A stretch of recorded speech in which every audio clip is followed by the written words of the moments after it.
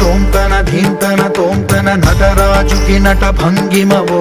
ధీంతన తోంతన శంకరునికి సంకీర్తనవో ఈశ్వరుడే అనునిత్యం తనలో తలచుకునే ఓంకారమువో శివ హృదయం కరిగించే ఆ పంచాక్షరివో నీ మదిలో